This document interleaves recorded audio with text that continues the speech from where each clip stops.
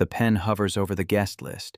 37 names in her husband's assistant's handwriting. 37 people approved for tomorrow's Christmas brunch at the estate. She finds it on line 23. Marcus Ashford. Her hand moves before the thought completes. One clean stroke through the name. The ink bleeds slightly into the cream cardstock. Behind her, somewhere in the east wing, a door opens. Footsteps cross the marble foyer. Not her husband's. His driver, maybe. Or security doing their hourly sweep. She doesn't turn. The list sits on the escritoire where it appeared this morning, slipped under the study door while she slept. No note, no request for review. Just the list, as if her approval were already assumed. She crosses out the name again. Harder this time. The pen tip catches the paper, leaves a small tear. The footsteps stop. She can feel the presence in the doorway now. The quality of silence that means someone is watching, waiting for her to acknowledge them. Her fingers find the next page, the seating chart, table assignments for the formal dining room, and there it is again. Marcus Ashford, table 2, seat 7. Right hand of Victor Chen, her father-in-law, the seat that should belong to her. The pen moves. Mrs. Chen. She doesn't answer. The stroke completes. Mrs. Chen. Mr. Chen asked me to confirm the catering order by noon. The housekeeper's voice carries that particular flatness the staff have perfected over the past 18 months. Neutral. Careful. The tone people use when they're not sure whose side they should be on. The list has been modified. She sets down the pen. Have the place cards reprinted? A pause. She can hear the woman's weight shift on the hardwood. All of them, ma'am? Table 2 only. She turns now. The housekeeper, Dolores, been with the family for 11 years, stands with a tablet pressed against her chest. Her eyes flick to the guest list, to the black strike marks visible even from the doorway. The new arrangement, Dolores says carefully. Should I send it to Mr. Chen for approval? No. The word lands between them. Dolores's fingers tighten on the tablet. She nods once, a small dip of the chin, and backs out of the room. Alone again, she picks up the guest list and reads it from the beginning. Victor's name at the top. Then her husband's, Julian Chen. Then her own, Priscilla Chen, née Whitmore. Below that, the rest of the family. Julian's brother Raymond and his wife. Their 3 children. Victor's sister from Shanghai, if her visa clears. The household staff who've been with them long enough to earn a seat at the secondary tables. And then the others. Business associates, board members. Old money families whose last names she's been trained to recognize.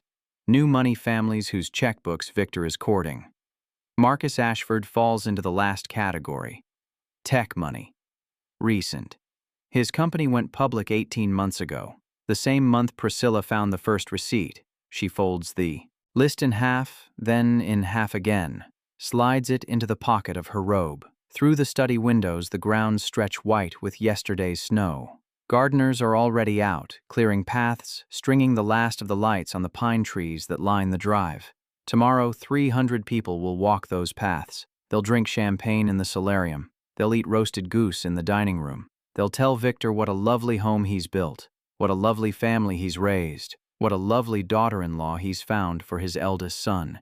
And Marcus Ashford will not be among them. She pulls the list from her pocket, unfolds it, looks at the name one more time. Then she walks to the fireplace, where the morning's fire has burned down to embers, and feeds the paper to the coals. The kitchen is controlled chaos at 11 in the morning. Priscilla stands in the doorway, watching the catering team move between stations.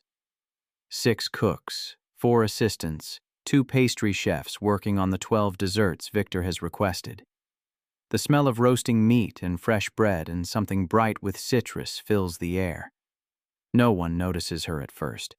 She's still in her robe, hair uncombed, feet bare on the cold stone floor. The lady of the house, invisible in her own home. Then the head chef, A French woman named Marguerite, whom Victor imported from a restaurant in Lyon 3 years ago, looks up from her station and freezes. Madame Chen. The words ripple through the kitchen. Knives pause. Conversations stop. 6 faces turn toward the doorway. The menu for tomorrow. Priscilla keeps her voice even. I want to see it. Marguerite wipes her hands on her apron, glances at someone behind Priscilla, probably Dolores, hovering as she always does, and crosses to a clipboard hanging by the walk-in freezer. The menu was finalized 2 weeks ago, madame, with Monsieur Chen's approval. I understand. Priscilla takes the clipboard. I want to see it anyway. The menu runs 4 pages, past appetizers for the arrival hour, soup course, fish course, meat course, palate cleanser, dessert service, cheese plate, coffee and petit fours, wine pairings for each stage, selected by the sommelier Victor keeps on retainer. She scans each page, looking for something she's not sure she'll recognize until she sees it. There. Page 3. Main course. B. Alternative. Filet mignon, truffle butter, roasted root vegetables, prepared separately. No shellfish, no tree nuts, single serving, a dietary accommodation, the kind the kitchen prepares when a guest has allergies. Who requested this? She taps the entry. Marguerite's face doesn't change, but something behind her eyes shifts. I would have to check the original correspondence, madame. The dietary restrictions came from Monsieur Chen's office. Check it. Now, madame. Now. Marguerite hesitates. Priscilla can see the calculation happening, the weighing of her employer's wife against her employer himself, the risk assessment that every member of this household performs 12 times a day. The chef turns to her assistant. The guest files, in the office. Bring me the folder. The assistant, young, nervous, flower on her black uniform, hurries through a side door. Priscilla waits. Around her, the kitchen slowly resumes its rhythm. Quieter now. More careful. Knives moving with exaggerated precision. Voices lowered to murmurs. The assistant returns with a manila folder. Marguerite opens it, flips through several pages, and stops. The dietary accommodation was requested by Mr. Ashford's assistant. 2 weeks ago. He has a severe shellfish allergy. Priscilla takes the folder. Inside, she finds a printed email. The request is straightforward, professional. The kind of thing guest assistants send to host assistants 100 times during party season. But clipped to the back of the email is a handwritten note. 2 lines in her husband's handwriting. Make sure this is handled personally. He's important. She stares at the words until they blur. Madame Chen? Marguerite's voice comes from very far away. Is there a problem with the accommodation? Cancel it. Madame. The special meal. Cancel it. She closes the folder, hands it back. Mr. Ashford will not be attending tomorrow. She walks out before anyone can respond. The master bedroom is on the 3rd floor, east wing, with views of the frozen lake and the birch forest beyond. Julian chose this room when they moved in 4 years ago. He said he liked the morning light. Priscilla hasn't slept here in 6 weeks. She stands in the doorway now, one hand on the frame, looking at the California king bed with its silk duvet and its 8 decorative pillows. The bed is made. The housekeeping staff come through every morning, whether the room is used or not. Julian's slippers are aligned precisely at the foot of the bed. His robe hangs on the bathroom door. His phone is charging on the nightstand. She crosses the room before she can talk herself out of it. The phone is locked. Of course it is.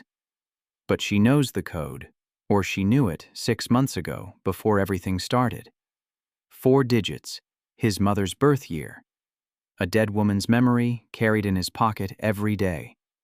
She enters the code. The screen unlocks. For a moment, she just holds the phone, feeling its weight, its warmth from the charging pad. Julian has had the same model for 2 years. He doesn't upgrade when new versions release. He keeps things until they break. She opens his messages. The most recent thread is with his father. Logistics for tomorrow, guest arrivals, security arrangements, a brief exchange about the weather forecast and whether the helicopter pad will be clear. Below that, a group chat with his brothers. Raymond complaining about flight delays. Henry asking if he should bring wine. Julian responding with single words, thumbs up emojis. The bare minimum of engagement. She scrolls further. A conversation with his assistant about a meeting in Singapore next month. An exchange with his trainer about rescheduling sessions. A thread with a number she doesn't recognize, but when she opens it, it's just a confirmation for a car service. She keeps scrolling. There. A name saved not as a contact, but as a string of numbers. No photo. No identifying information. Just digits. She opens the thread.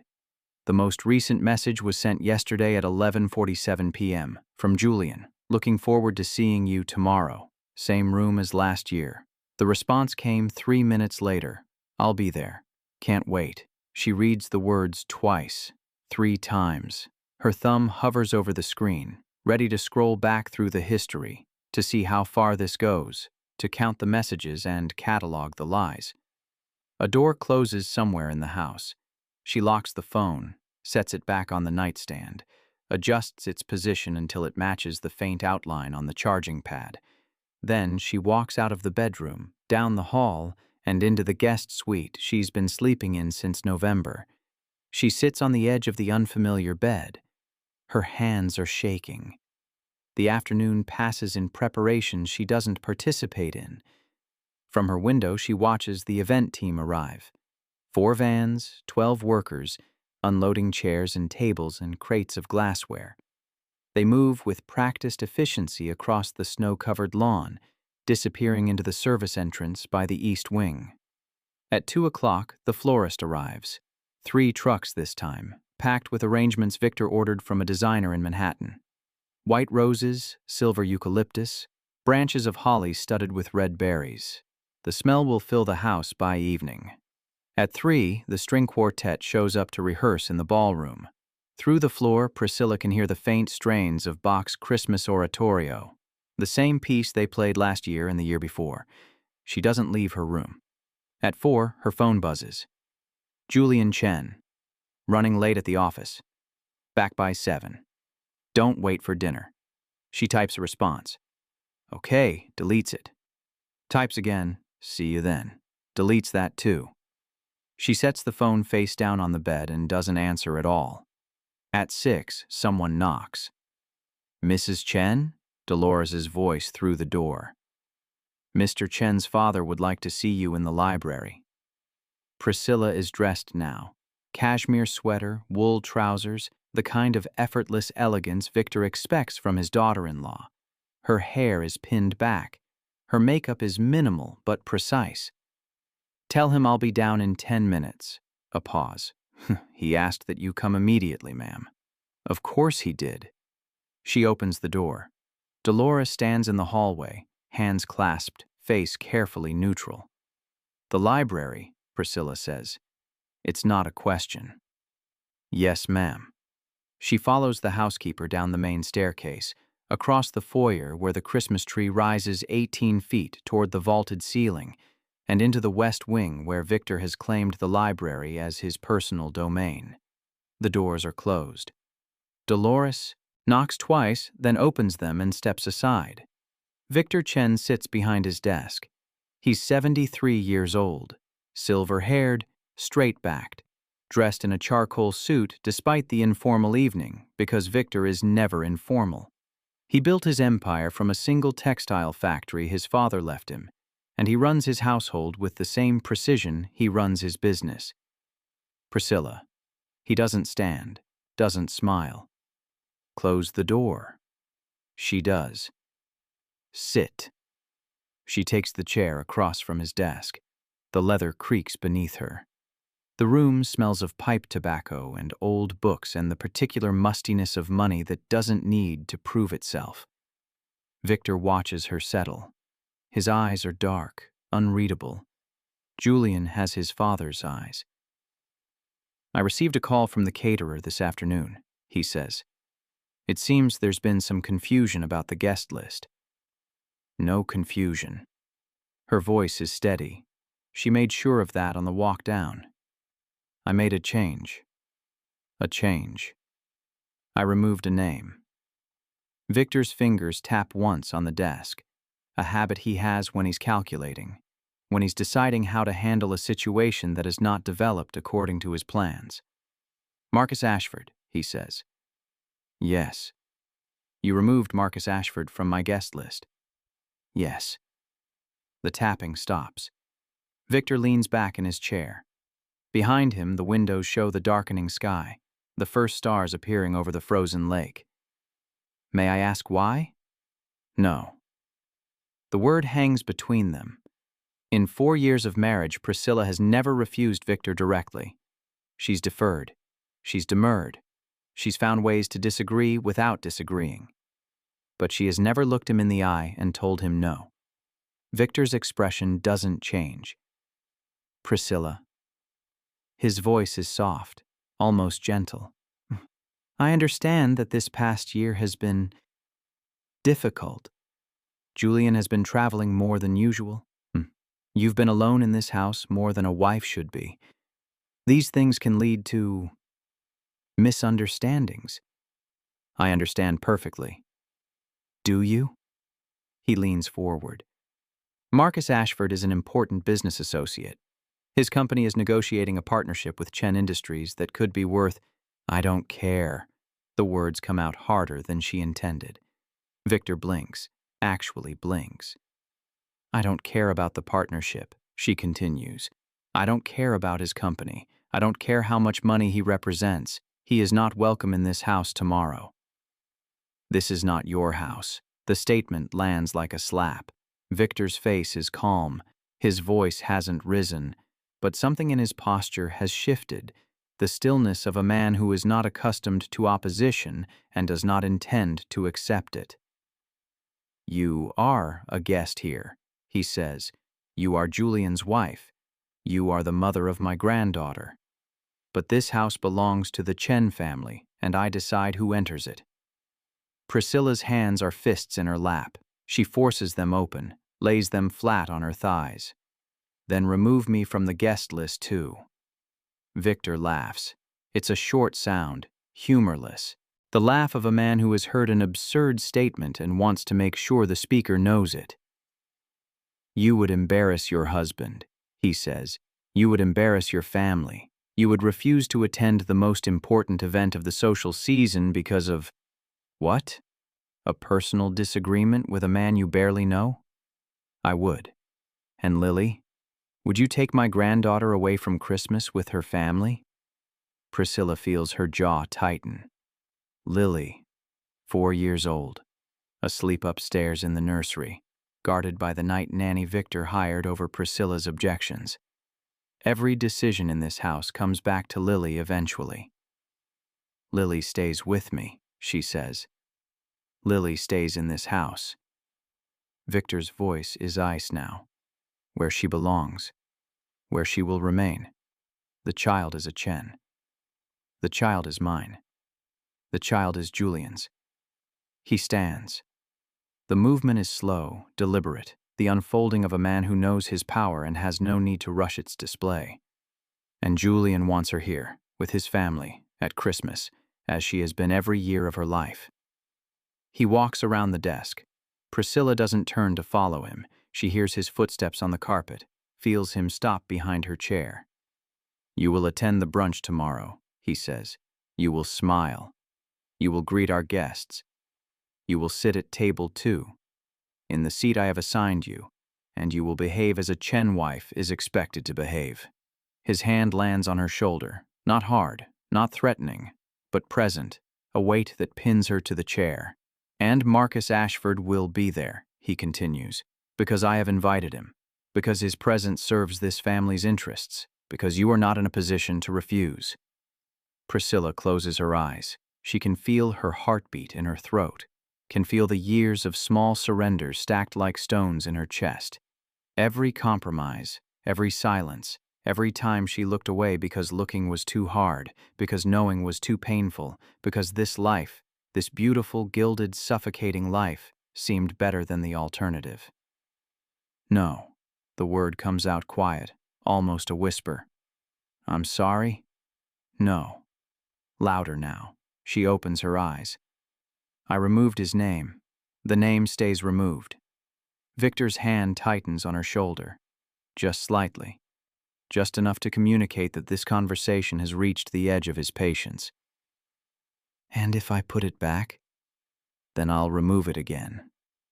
And if I instruct the staff not to accept your changes, then I'll stand at the door tomorrow and turn him away myself.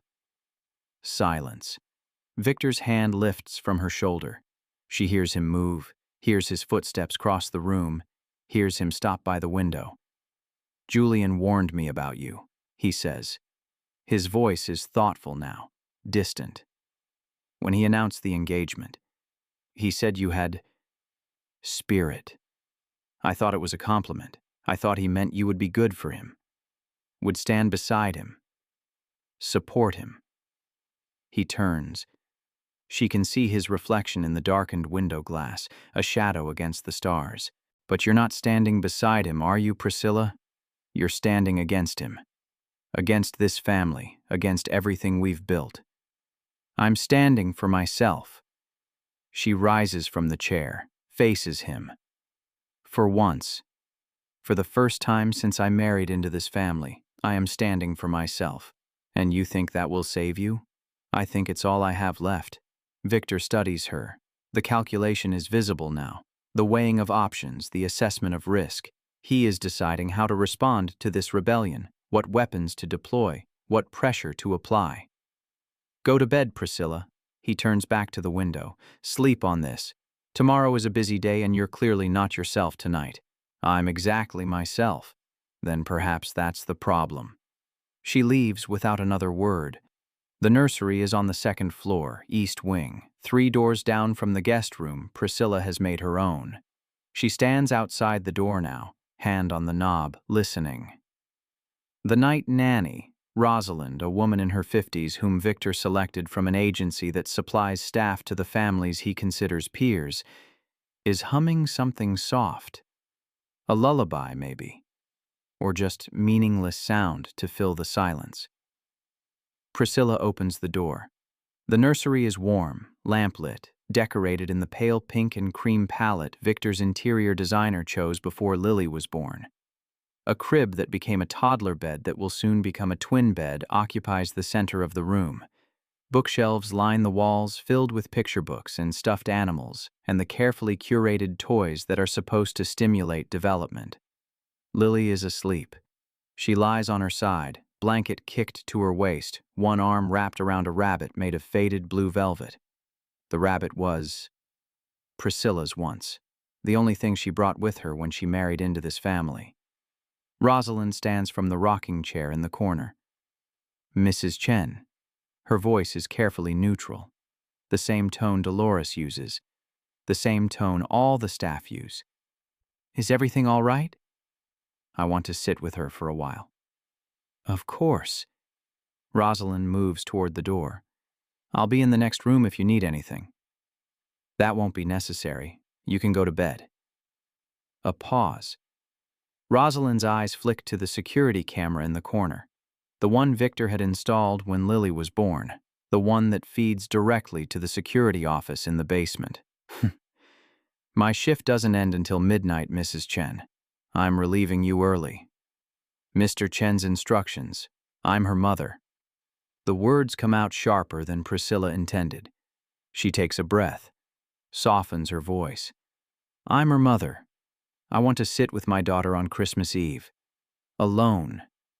Is that not allowed? Rosalind's face doesn't change, but something in her posture shifts, a small surrender, a tiny crack in the wall of professional distance. Of course, Mrs. Chen. I'll be in my quarters if you need me. She leaves. Priscilla crosses to the bed, sits on the edge carefully, trying not to disturb the sleeping child. Lily's face is peaceful. Dark hair spread across the pillow. Julian's hair, Julian's coloring. But the shape of her nose, the bow of her lips, the way her fingers curl around the rabbit's ear. Those are Priscilla's. She reaches out, brushes a strand of hair from Lily's forehead. "I'm sorry," she whispers. Lily doesn't stir. "I'm so sorry I let it get this far. I'm sorry I stayed. I'm sorry I pretended. I thought—" Her voice catches. She swallows it down. "I thought if I was good enough, quiet enough, if I just accepted it, things would get better, that he would change, that we could be a real family." The words sound hollow even as she speaks them. Excuses, justifications. All the lies she's told herself for 4 years, crumbling in the face of her daughter's sleeping form. "But I can't anymore." She leans down, presses her lips to Lily's temple. "I can't pretend anymore. Not even for you. Especially not for you." Lily murmurs something in her sleep. Shifts. Settles. Priscilla stays by the bed until midnight, watching her daughter breathe. Christmas morning arrives with gray light and freezing rain. Priscilla is awake before dawn. She didn't sleep. Couldn't sleep. Spent the night hours sitting in the chair by the nursery window, watching the darkness lighten by degrees. At 6, the house begins to stir. She hears the kitchen staff arriving through the service entrance, hears the caterers' vans in the drive, hears Dolores's voice in the hallway, giving instructions, coordinating the final preparations. She doesn't move. At 7, Lily wakes. "Mama." Priscilla is at the bedside in an instant. "I'm here, baby. I'm right here." Lily blinks up at her, sleep soft and confused. "Is it Christmas?" "It's Christmas." "Did Santa come?" "I'm sure he did." Lily sits up, pushes the blankets away. The blue rabbit is still clutched in her fist. "Can I go see? Can I see the presents?" "Soon." Priscilla brushes the hair from her daughter's face. "We need to get you dressed first. We have a big day today." "The party?" "Yes, Grandpa's party." Lily's face does something complicated, excitement and apprehension warring for dominance. She's only 4, but she's already learned to read the mood of this house. Already learned that some days are harder than others. "Will Daddy be there?" Priscilla's hand still on her daughter's hair. "Yes, Daddy will be there." "Will you sit next to him?" "I don't know, baby." Lily considers this. Then she holds up the rabbit. "Can Mr. Whiskers come to the party?" "Mr. Whiskers should probably stay in the nursery. There will be a lot of people, and we wouldn't want him to get lost." "Okay." Lily sets the rabbit gently on her pillow, arranges its ears just so. "He can guard the room." That's a very important job. They go through the morning routine together. Bath, hair brushed and braided. The red velvet dress Victor's assistant ordered from a children's boutique in Paris, laid out on the dresser since yesterday. White tights, black patent leather shoes. Lily stands in front of the full-length mirror, turning side to side. "I look like a princess," she says. "You look like yourself." Priscilla kneels behind her, adjusts the bow at her waist. "That's better than any princess." In the mirror, their eyes meet. Lily's are dark, like her father's, but the expression in them, that's all Priscilla. The watchfulness, the careful assessment. "Mama." Lily's voice is quiet. "Are you okay?" Priscilla forces a smile. "I'm fine, baby." "You look sad." "Do I?" She turns Lily to face her, cups her daughter's face in her hands. "I'm not sad. I'm just thinking." "About what?" "About everything. About nothing. About the way this house has swallowed her whole and left nothing but a shell in the shape of a woman." "About how much I love you," she says instead. "About how proud I am of you. About how no matter what happens today, you are the best thing in my life." Lily's brow furrows. "What's going to happen today?" "Nothing you need to worry about." Priscilla stands, takes her daughter's hand. "Come on, let's go see if Santa came." The main staircase is decorated with garlands of evergreen and white lights. Priscilla descends with Lily's hand in hers, moving carefully down the marble steps. The foyer below is transformed, the Christmas tree blazing with ornaments, presents stacked beneath it in perfectly wrapped towers of red and gold and silver. Staff move through the space, adjusting decorations, carrying trays toward the dining room. No one looks up as she passes. "Look," Lily pulls toward the tree. "So many presents. You can open yours later," Priscilla steers her toward the breakfast room. "After the party." "But after the party, Lily." The breakfast room is quieter than the rest of the house. A small table set for two, coffee already poured, a plate of pastries waiting under a silver dome.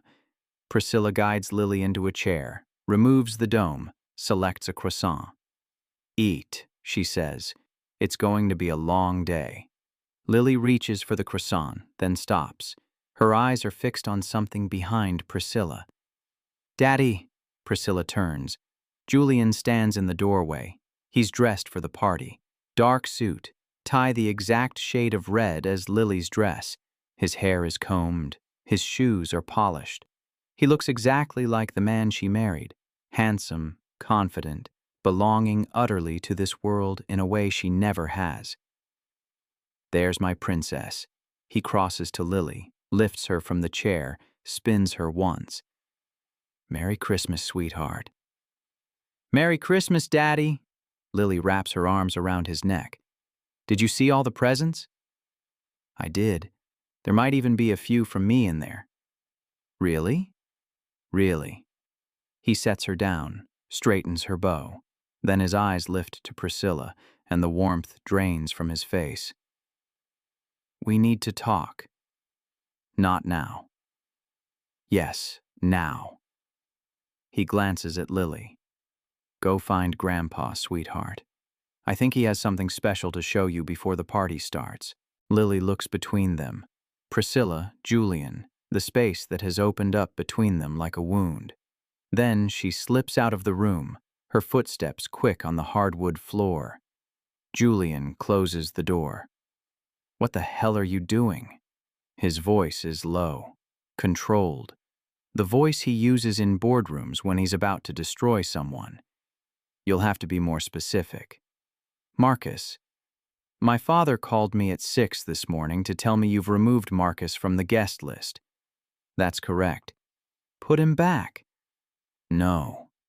Julian's jaw tightens. She can see the muscle working beneath his skin, a tell she learned to read in the first year of their marriage, the warning sign that his patience is running out. "This isn't a negotiation, Priscilla. This is a direct order. Put his name back on the list." "Or what?" The question hangs between them. Julian's eyes narrow. "Or there will be consequences." "There already are consequences." She steps toward him, close enough to see the flicker of surprise in his expression. She's never stepped toward him in a fight before. She's always retreated, always yielded. "There have been consequences for 4 years. I've just been too afraid to acknowledge them." "What are you talking about?" "I saw the messages, Julian." His face goes blank. Completely, carefully blank. The expression of a man who has just been caught but has not yet decided how to react. "What messages?" "Your phone. Yesterday. While you were at the office." She watches his eyes, looking for the lie, looking for the denial. "Same room as last year. Can't wait." "Nothing." He gives her nothing. "You went through my phone." "Yes." "That's a violation of my privacy." "And what you're doing isn't a violation of our marriage." Still nothing. His face is a mask. His body is stone. He stands there, her husband of 4 years, the father of her child, and he looks at her like she's a stranger who has wandered into his house uninvited. "I don't know what you think you saw," he says finally. "But you're clearly confused. The stress of the holidays, the isolation of being in this house, you've been acting erratically for weeks. I've been acting like a woman who finally opened her eyes. You've been acting like a woman who needs help." He moves toward her, not threatening, Not exactly, but his presence fills the space, pushes against her, makes her feel small in a way she's felt 1,000 times before. I've arranged for Dr. Hensley to come by after New Year's, he continues. I think you should talk to someone about the paranoia, the delusions, the way you've been treating the staff. I'm not delusional. The guest list says otherwise. The guest list says I know exactly what's happening in my own marriage. Julian's hands catch her arms, not hard, not painful, but fixed, holding her in place. Listen to me. His voice is soft now, almost tender. The voice he used in the beginning when he was still trying to make her love him. I don't know what you think you've discovered. I don't know what stories you've invented to explain, whatever it is you think needs explaining, but you need to stop. Right now, before you do something you can't take back. Like what? Like destroying everything we've built. She looks at him, at his careful face, his careful hands, his careful lies. I didn't build this, she says. You did. Your father did. I just lived inside it. And now I'm walking out. She pulls free. He lets her go. Surprised, maybe, or just calculating his next move. Put his name back on the list, Priscilla. She's at the door now, her hand on the knob. His name stays off. Mine stays off. And by the end of the day, yours will too. She opens the door and walks out. The party begins at noon. Priscilla stands at the window of her guest room, watching the cars arrive. Black sedans, white limousines, the occasional helicopter settling onto the pad beyond the tennis courts. She counts them. 12, 20, 30. At 12:15, the front doors open and the first guests enter the house. She can hear the sounds of it rising through the floor. Voices, laughter, the clink of champagne glasses. The string quartet shifts from Bach to something more festive. The smell of roasting goose drifts up from the kitchen vents. At 12:30, someone knocks. Mrs. Chen? Dolores's voice. Mr. Chen Sr. is asking for you. Tell him I'm not feeling well. A pause. Ma'am, he was quite insistent. Tell him I'm indisposed. She hears Dolores's footsteps retreat. At 12:45, the knock comes again, harder this time. Priscilla, Julian's voice. Open the door. She doesn't answer. I know you're in there. Open the door or I'll have security open it for me. She walks to the door, unlocks it, pulls it open. Julian stands in the hallway, flanked by two men in dark suits. Private security, Victor's personal detail. Behind them, she can see Dolores hovering, hands clasped, face pale. You've made your point, Julian says. Now come downstairs. No. The guests are asking for you. My father is asking for you. You're embarrassing yourself. I'm embarrassing you. There's a difference. His jaw tightens. That muscle again. That warning sign. Priscilla. Where's Lily? Downstairs, with my mother. Your mother. The words taste bitter. Victor's wife. A silent, fragile woman who has been in and out of facilities for as long as Priscilla has known her. She can barely take care of herself. The nanny is with them. She's fine. I want her with me. You can have her with you when you come downstairs. They stare at each other. The security men shift their weight, uncomfortable witnesses to this disintegration of a marriage. Is he here? Priscilla asks. Who? You know who. Julian's face doesn't change, but something in his eyes does. A flicker of something that might be guilt or might just be calculation. He arrived 20 minutes ago. In the same room as last year? I don't know what you're talking about.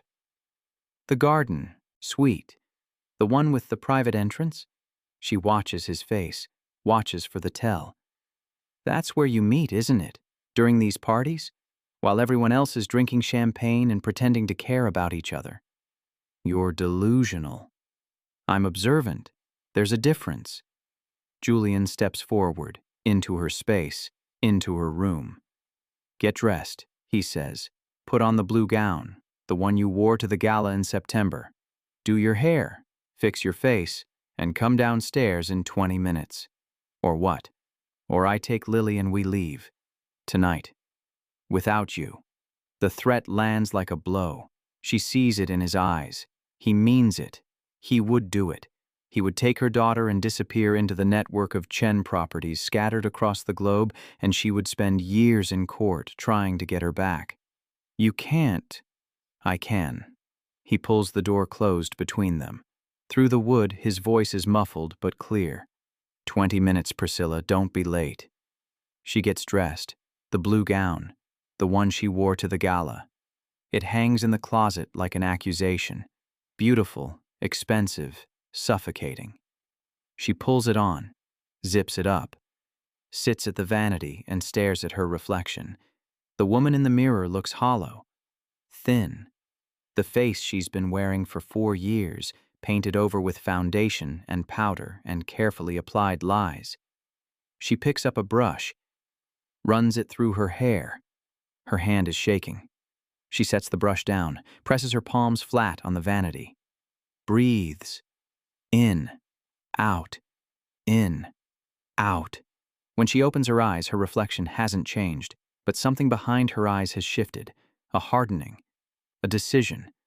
She finishes her makeup, pins her hair, clasps the diamond necklace Julian gave her on their first anniversary around her throat. Then she stands, smooths the gown, walks to the door, opens it. The hallway is empty. The security men are gone. From downstairs, she can hear the party continuing, voices rising, falling, the endless performance of people who have everything and feel nothing. She walks to the stairs, begins her descent. The party parts around her. She moves through the foyer, through the great room, through the maze of guests and staff and glittering decorations. Faces turn toward her, curious, calculating, assessing. Whispers follow in her wake. She ignores them all. The dining room is set for 60. 3 long tables, white linens, silver chargers, crystal glasses catching the light from the chandeliers. Staff move between settings, filling water glasses, adjusting napkins. She finds her place card. Table 2. Seat 6. Not seat 7. They've moved her. The seat that should have been hers, the seat at Victor's right hand, is now occupied by a card bearing another name. Marcus Ashford. She picks up the card, turns it over in her fingers. Mrs. Chen. She looks up. A man stands beside her. Tall, dark-haired, mid-30s, expensive suit, the kind of confidence that comes from money made fast and spent faster. I don't think we've been formally introduced. He extends a hand. Marcus Ashford. She doesn't take it. I know who you are. His hand drops. His smile doesn't waver. I imagine you do. He glances at the place card in her fingers. I understand there was some confusion about the guest list, but I see it's all been sorted out. Has it? Hasn't it? He gestures at the table. Here I am, right where I'm supposed to be. She sets the card down, face down, his name pressed against the white linen. Enjoy the party, Mr. Ashford. I intend to. His voice drops, intimate, private. I always do. She walks away before he can say anything else. Lily is in the sunroom with Julian's mother and the nanny. Priscilla finds them surrounded by discarded wrapping paper and new toys. Dolls, building blocks, a miniature tea set in delicate pink china. Lily is arranging the tea set on a small table, chattering to herself. Mama! She looks up as Priscilla enters. Look what Grandma gave me. It's beautiful, baby. She crosses to her daughter, kneels beside the table, examines the tea set with appropriate seriousness. Will you have tea with me? Later. She brushes a curl from Lily's forehead. Right now, I need you to stay here with Grandma and Rosalind. Can you do that? Lily's face falls. But I want to come to the party. I know, and you will, soon. She cups her daughter's face. But first I need to do something important, something grown up, and I need you to be a big girl and wait here, okay? Lily considers this. Then she nods, solemn. Okay, Mama. That's my girl. She stands, catches Rosalind's eye. The nanny's face is carefully blank, but there's something behind it. Understanding, maybe. Recognition. Keep her here, Priscilla says, no matter what you hear, no matter who asks. Yes, Mrs. Chen. She leaves the sunroom.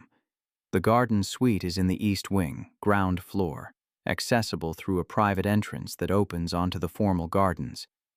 Priscilla walks through the house, past clusters of guests, past staff carrying trays of champagne, past Julian deep in conversation with a man she doesn't recognize. He doesn't see her pass, or pretends not to.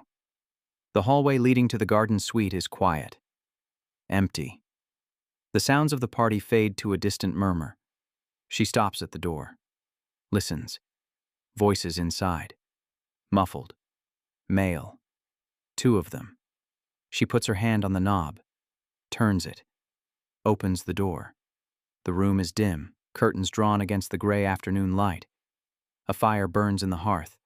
A bottle of champagne sits open on the coffee table, 2 glasses half full beside it. Julian is on the sofa. Marcus is beside him. They're not touching. Not when she opens the door. Not by the time their heads turn to see who has interrupted them, but the space between them tells its own story. The proximity, the ease, the way Julian's hand rests on the cushion between them, fingers curled toward Marcus's thigh. Priscilla. Julian's voice is ice. This is a private room. I can see that. She steps inside, closes the door behind her. Marcus rises, smooth, unhurried. The smile is back, that confident, infuriating smile. Mrs. Chen. We were just discussing business. Were you? The partnership. Your father-in-law's investment in my company. Complex negotiations require private conversation. I'm sure they do. She walks to the coffee table, picks up one of the champagne glasses, examines it, sets it down. How long? Julian doesn't answer. How long has this been going on? A year? 2? Since before we were married? Still nothing. He sits on the sofa, frozen, watching her with the wariness of a man who has been caught but hasn't yet decided whether to admit it. It doesn't matter, she continues. Not really. What matters is what happens next. What happens next, Julian says slowly, is that you leave this room, go back to the party and pretend this never happened. No. Priscilla, no. She faces him. Faces them both. I'm done pretending. I'm done smiling.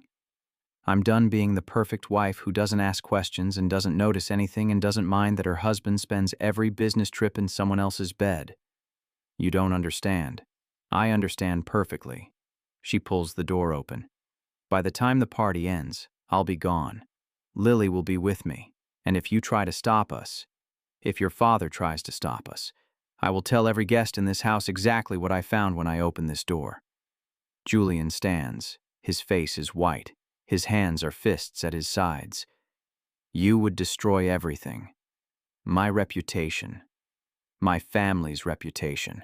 Everything we've built, you destroyed it. I'm just refusing to keep it a secret anymore. She walks out. The walk back to the main house takes her through the garden, along paths cleared of snow, past hedges trimmed into geometric shapes. The cold cuts through the thin fabric of her gown, but she doesn't hurry. Doesn't run. She's done running. At the service entrance, she finds Dolores waiting. Mrs. Chen. The housekeeper's face is drawn. Mr. Chen Sr. is looking for you. He says it's urgent. Tell him I'll be with him in a moment. He's in the library, ma'am. He said, I heard you. Priscilla pushes past her. I'll be there in a moment. She takes the service stairs to the second floor, moves through the back hallways to the sunroom. Lily is where she left her, seated at the little table, pouring imaginary tea into miniature cups. But something has changed. Her face is wet. Her eyes are red. Rosalind stands by the window, hands clasped, face carefully blank. "Mama!" Lily runs to her, wraps her arms around Priscilla's legs. "Grandpa came. He said I have to go with him. He said I can't stay with you." Priscilla's blood runs cold. "When? When was he here?" "Just now, just a minute ago." Lily's voice trembles. "He scared me, Mama. He was angry." Priscilla kneels, takes her daughter's hands. "Listen to me, baby. I need you to be very brave. Can you do that?" Lily nods. Tears slide down her cheeks. "I need you to go with Rosalind to my room. Lock the door. Don't open it for anyone except me. Can you do that?" "But Mama..." "Can you do that, Lily?" A small nod. Priscilla looks at Rosalind. "Take her. Now. Don't stop for anyone." The nanny hesitates. Then she crosses to Lily, takes her hand, leads her toward the door. "Mrs. Chen." Rosalind pauses on the threshold. "I don't work for you. I work for Mr. Chen." "I know, but I have a daughter too." She meets Priscilla's eyes. "The same age. I understand." She takes Lily and goes. The library is dark. Priscilla opens the door without knocking, steps inside, lets her eyes adjust to the gloom. Victor sits behind his desk. He hasn't turned on the lights. The only illumination comes from the fire in the hearth, casting long shadows across the room. "Close the door." She does. "Sit." She remains standing. Victor watches her. In the firelight, his face is all angles and darkness, a mask carved from stone. "I've just had a very interesting conversation with my son," he says. "I'm sure you have. He tells me you forced your way into a private meeting, that you made accusations, that you threatened to expose what you claim to have seen." "I didn't claim anything. I saw it." "You saw two men having a business discussion." "I saw my husband and his lover sharing champagne in a locked room." The word hangs in the air. Lover. Priscilla watches Victor's face for a reaction. Shock, denial, anything. But there's nothing. Just the same cold calculation he's worn since the moment she met him. "You're mistaken." "I'm not." "You're confused, upset. The stress of the holidays." "Don't." She steps toward the desk. "Don't you dare tell me what I saw. I know what I saw. I've known for months. I just didn't want to believe it." Victor is silent. Then he leans back in his chair, folds his hands on the desk. "And what do you want, Priscilla? What is this performance supposed to achieve?" "I want out. I want a divorce. I want custody of my daughter." "No." The word is flat, final. "You don't have a choice." "I have every choice." He rises, slowly, deliberately. "Do you know what happens to women who try to leave this family? Women who think they can take what belongs to us and walk away? Are you threatening me? I'm informing you of reality." He rounds the desk, stops in front of her. "You have no money of your own, no career, no connections outside this family. Everything you have, the clothes on your back, the roof over your head, the food in your daughter's stomach, exists because I allow it to exist. I'll manage." "Will you? With what? Your art history degree? The 6 months you spent in a gallery before Julian swept you off your feet?" He laughs, that same humorless sound from last night. "You'll be on the street within a month, and Lily will be here, where she belongs, being raised by people who can actually provide for her." "Lily belongs with her mother. Lily belongs with her family. And you are not family, Priscilla. You never were. You were a vessel, a way for my son to meet certain expectations. And now that you've served your purpose, I'm her mother. You're no one." He's close now. Close enough that she can smell the pipe tobacco on his breath, see the fire reflected in his eyes. "You're a name on a marriage certificate, a face in the family photographs, nothing more." She holds her ground. "I have evidence." Victor blinks, the first crack in his composure. "Of what?" "Messages, photos, records of wire transfers to shell companies. Everything Julian has tried to hide over the past 4 years. She watches his face. Did you think I spent all that time in this house doing nothing? Learning nothing? I may have been invisible, but I was watching. And I kept records. You're bluffing. Am I? Silence. The fire crackles in the hearth.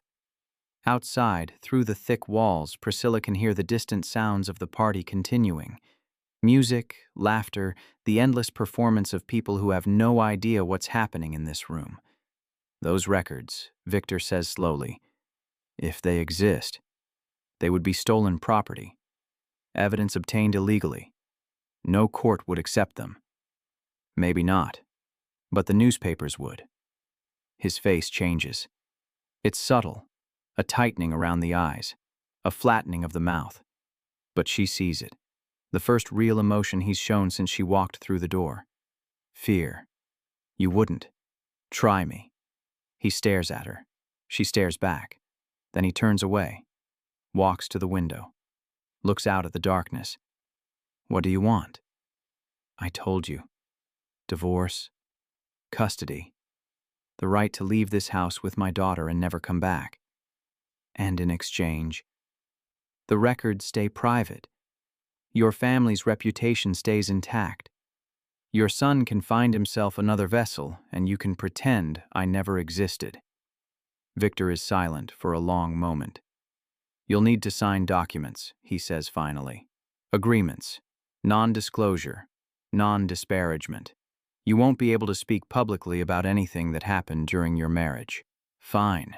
And Lily, he turns. Shared custody, holidays, summers. She's my granddaughter. Priscilla's hands clench at her sides. She's my daughter. She's both. And I won't let her disappear completely. Those are my terms. She wants to say no. Wants to take Lily and run and never look back. But she can see the calculation in Victor's eyes, the chess moves he's already planning if she refuses. The lawyers, the courtrooms, the years of fighting. Supervised visits, she says, at my location. You don't get to take her.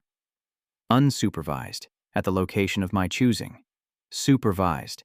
This isn't a negotiation. Yes, she says, it is. They face each other across the dark room. Supervised visits, Victor says finally. For the first year. After that, we reassess. Agreed. The lawyers will draw up papers tomorrow. Tonight. Before I leave this house. His jaw tightens, but he nods. Tonight, she turns to go. Priscilla, she stops, doesn't turn. You should know, Victor says, that my son doesn't love him. Marcus. It's not, he pauses. It's more complicated than you think. I don't care.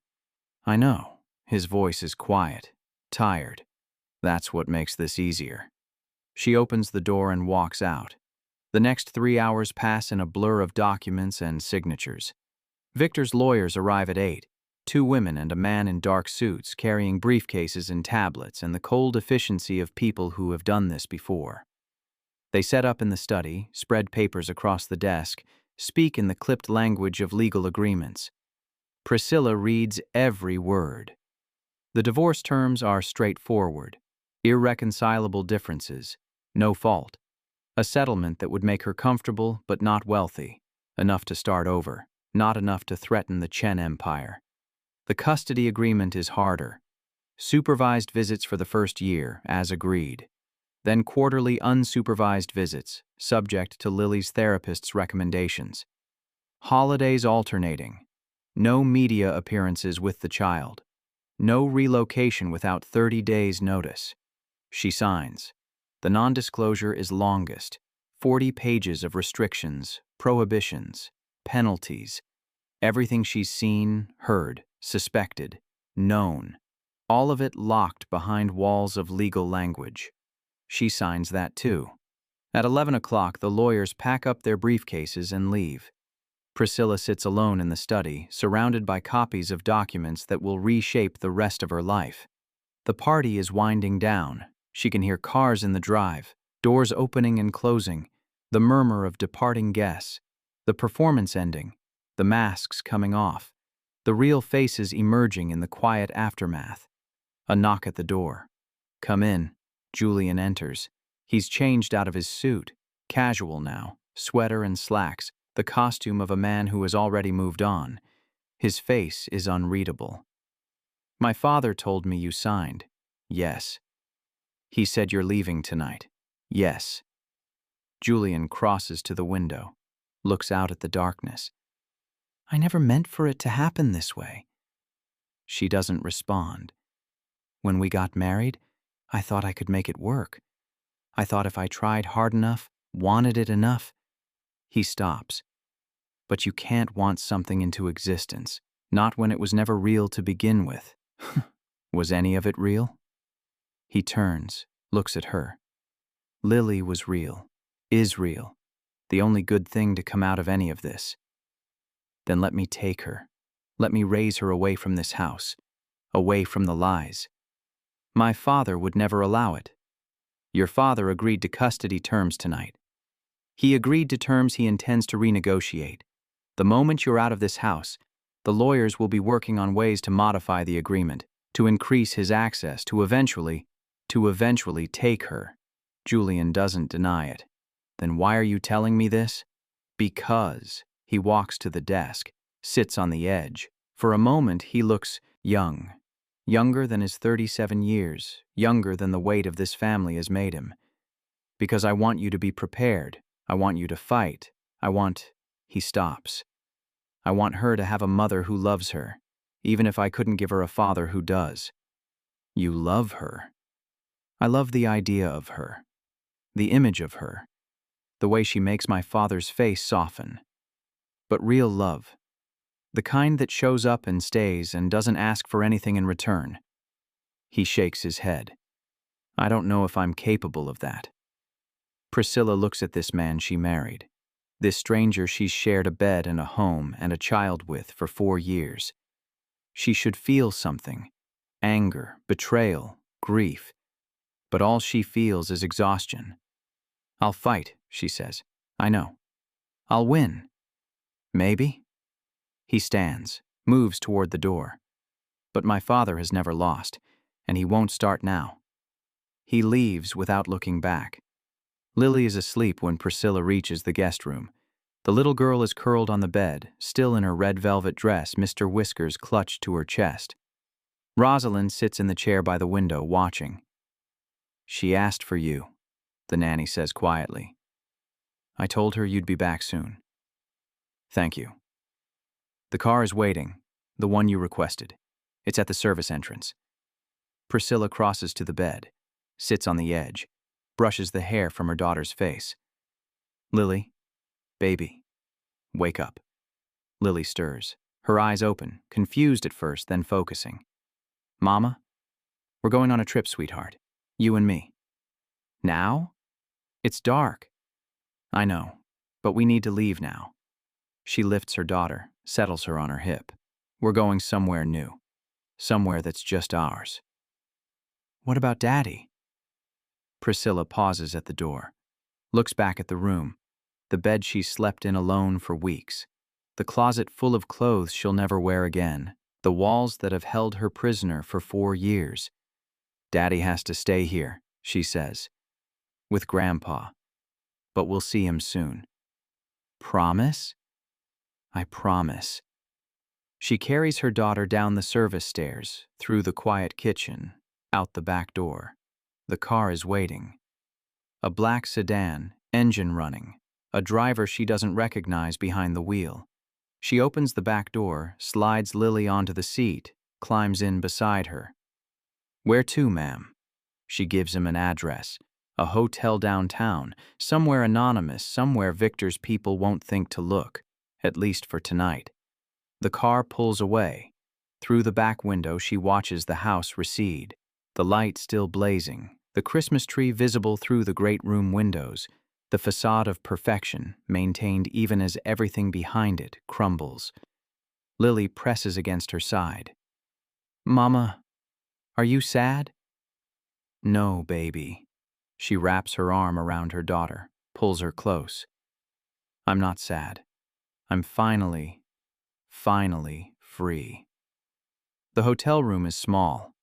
One bed, one bathroom, a window that looks out on a parking lot. Nothing like the gilded cage she's escaped from. Priscilla lies awake, listening to Lily. Breathe. The clock on the nightstand reads 3:47 a.m. Christmas Day, technically. The day she was supposed to sit at table 2, smile at guests, pretend her life was perfect. Instead, she's here, in a room that smells faintly of cleaning products, with nothing but her daughter in a single suitcase and the documents in her purse that say she's finally, legally free. The phone on the nightstand buzzes. She picks it up. A text from an unknown number. This isn't over. V. She stares at the message for a long moment, then she deletes it, puts the phone down, closes her eyes. Morning comes slowly. Lily wakes first, confused by the unfamiliar room. Priscilla calms her with promises of pancakes, of new adventures, of better days ahead. They eat breakfast in the hotel restaurant, a greasy spoon attached to the lobby, nothing like the formal dining rooms of the Chen estate. Lily gets syrup on her chin. Priscilla wipes it away with a paper napkin. Afterward, they walk. The city is quiet on Christmas morning. Shops closed, streets empty. Snow falls in lazy spirals, coating the sidewalks, muffling sound. They pass a church with its doors open, light and music spilling out. A coffee shop with a handwritten sign. Open for those who have nowhere else to go. A park where someone has built a snowman with a carrot nose and a scarf that's too big for it. Lily runs to the snowman, studies it seriously. He needs arms, she decides. Priscilla finds 2 sticks. Lily positions them carefully, one higher than the other, like the snowman is waving. There. Lily steps back. Now he's perfect. Priscilla looks at the snowman, at her daughter, at the city spread out around them, unfamiliar and cold and full of possibility. Almost, she says. She pulls a leaf from a nearby bush, adds it to the snowman's face. Now what's that? Lily asks. An eyebrow. He was missing an eyebrow. Lily considers this. Then she nods, satisfied. They stand together, watching the snow fall. The next weeks are hard. There are lawyers to meet, accounts to open, a new apartment to find. There are calls from Victor's people, polite at first, then increasingly urgent, that she learns to ignore. There are sleepless nights and overwhelming days, and moments when she wonders if she's made a terrible mistake. But there are other moments too. Lily laughing in the bathtub, surrounded by bubbles. The smell of coffee in a kitchen that's hers alone. The silence of a space where no one is watching. No one is judging. No one is waiting for her to fail. She starts to paint again. Nothing serious, just watercolors on the cheap paper she buys at the drugstore. Landscapes at first, then portraits, then abstract shapes that don't mean anything except that her hands are moving. Her mind is quiet. Her soul is waking up. Lily watches from the floor, coloring in her own book. What are you making, Mama? I don't know yet. Is it us? Priscilla looks at the canvas, at the shapes emerging. 2 figures, one tall and one small, walking towards something bright on the horizon. Maybe, she says. Maybe it is. The first custody visit comes in February. A supervisor, a woman named Helen, recommended by Priscilla's lawyer, accompanies Lily to the Chen estate for a 4-hour visit. Priscilla waits in a coffee shop across town, phone clutched in her hand, watching the minutes crawl by. At 4 p.m. exactly, Helen's number appears on the screen. She's fine, Helen says. Tired but happy. Mr. Chen Sr. was polite, distant, but appropriate. And Lily? She asked about you 3 times. I think she'll be glad to be home. Home. The word catches in Priscilla's throat. Bring her to me.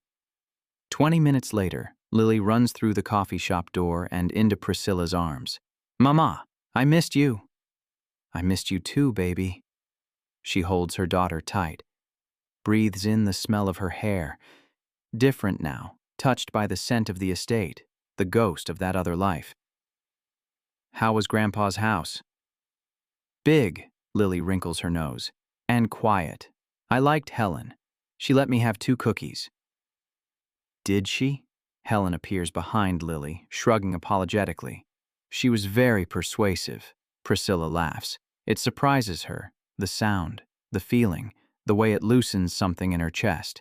Thank you, she tells Helen, for being there. It's my job.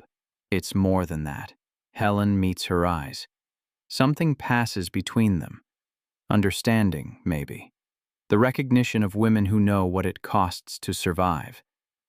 Same time next month? Same time. The months turn into seasons.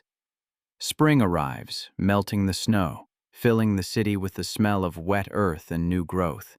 Lily starts preschool. Priscilla starts selling her paintings, small shows at first, local galleries, collectors who find her work through word of mouth. The supervised visits continue. Then, in June, they become unsupervised. Lily spending weekends at the estate, returning with stories of swimming pools and horse rides, and the elaborate toys Victor buys to win her affection. Priscilla listens to the stories, bites her tongue, reminds herself that this is the price of freedom.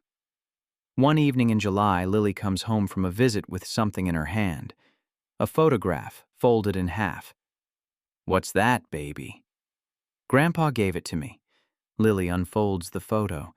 It's Daddy. Priscilla takes the photograph. It's from the wedding. Her and Julian standing on the steps of the church, rice in the air, smiles on their faces. They look happy. They look in love. They look like 2 people who have their whole lives ahead of them. Grandpa said I should remember. Lily's voice is quiet. Remember when we were all together. Priscilla stares at the photo, at the woman she used to be, at the lies she believed. Some things are good to remember, she says finally, and some things are better to leave behind. Is Daddy a thing to leave behind? No, baby. She sets the photo on the table. Daddy will always be your daddy, but sometimes people are better when they're apart. Sometimes families work better in different shapes. Lily considers this with the seriousness of a 5-year-old philosopher. Like, Play-Doh? What? Play-Doh. When you mush it all together, it turns brown. But when you keep the colors separate, they stay pretty. Priscilla looks at her daughter, at this small, wise, resilient person she somehow managed to create. Yes, she says, exactly like Play-Doh. Christmas comes again. 1 year since the night she drew her pen through Marcus Ashford's name. 1 year since she walked out of the Chen estate with her daughter in her arms. They spend the morning in their apartment. The real apartment now. The one Priscilla bought with money from her paintings and her settlement and her own stubborn refusal to disappear. 2 bedrooms, a kitchen with a window that faces east, a living room where Lily's toys spread across the floor like evidence of a life being lived. The tree is smaller than the one at the estate. Real, though. Priscilla insisted on that. The smell of pine fills the air, mixing with the cinnamon candles Lily picked out at the store. Presents wait beneath the branches. Fewer than Lily would have received at her grandfather's house, but chosen with care. A book about animals, art supplies, a new winter coat in her favorite color. Lily opens them one by one, exclaiming over each discovery. Mama, look! She holds up the art supplies. Now I can paint like you. We'll paint together. Can we paint the snowman, the one we made last year? If you want. I want. Lily sets the supplies aside carefully. Then she crawls across the floor to where Priscilla sits and climbs into her lap. Mama? Yes, baby. This is the best Christmas ever. Priscilla wraps her arms around her daughter, holds her close. Outside the window, snow is falling. Not the carefully managed grounds of the estate, but the ordinary street of an ordinary neighborhood, where ordinary people are having ordinary days. Yes, she agrees. It is. Later, after Lily is asleep, Priscilla sits at the kitchen table. In front of her lies a guest list. Not Victor's list, her own. Friends from the gallery, neighbors, Lily's preschool teacher, who's become something like a friend, the owner of the coffee shop on the corner, who always asks about her paintings. 12 names. 12 people who matter. She picks up a pen, hovers over the page. Then, slowly, she adds one more name at the bottom. Julian Chen. Not for her. For Lily. Because their daughter deserves to know her father, even if that father is complicated, damaged, incomplete. Because some things can't be erased with a pen stroke. Some connections persist even when we wish they wouldn't. Because forgiveness isn't about the other person, it's about setting yourself free. She sets down the pen. Looks at the list. 13 names. 13 people. A party that will happen in this small apartment, with food from the deli down the street and wine from the grocery store and laughter that echoes off walls that belong to her alone. She folds the list, tucks it into her pocket. Tomorrow she'll send the invitations. Tonight she sits in the quiet kitchen, watching the snow fall, listening to her daughter breathe in the next room. 1 year ago she removed a name. Tonight she adds one back. Not because she has to, because she chooses to, and that, she thinks, is the difference between prison and freedom. The morning of the party dawns clear and cold. Lily is up early, vibrating with excitement. She helps Priscilla arrange flowers in a vase, set out napkins, position chairs around the small table. Is Daddy really coming? He said he would. And Grandpa? Not this time, baby. This party is just for us. Lily accepts this with the adaptability of children. She turns back to her flowers, arranging them by color. Red, white, pink, red again. The first guests arrive at noon. The preschool teacher with her husband, the gallery owner with a bottle of champagne, the neighbors from downstairs who bring their dog, to Lily's delight. The apartment fills with voices, with warmth, with the particular energy of people who have chosen to be there. At 1 o'clock, a knock at the door. Priscilla opens it.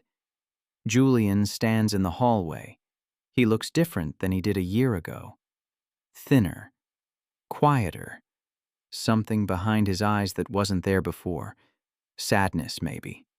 Or just the weight of consequences finally catching up. Hi. Hi. They stand there for a moment. Two strangers who used to be married. Daddy? Lily appears at Priscilla's side, grabs Julian's hand, pulls him inside. Come see my paintings. Mama taught me to paint. I made a snowman. Julian lets himself be led away. Priscilla watches them go. Her daughter, her ex-husband, the complicated knot of family that can never be fully untied.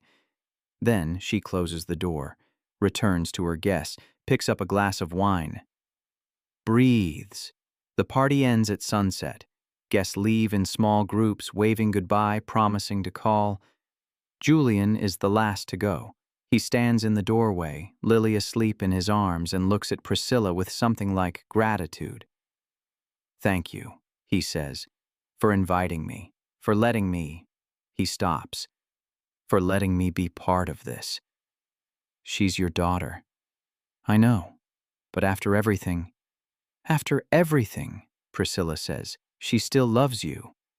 And that matters more than anything that happened between us. He nods, shifts Lily's weight in his arms. She murmurs in her sleep, burrows closer to his chest. I should get her to bed. Her room's down the hall, second door on the left. He carries Lily away. Priscilla hears him murmuring to her. Soft words, father words, the sounds of a man trying to be better than he was. She starts cleaning up, collecting glasses, throwing away napkins, restoring order to the chaos of celebration. Julian returns, stops in the living room doorway. She's down. Thank you. Silence settles between them.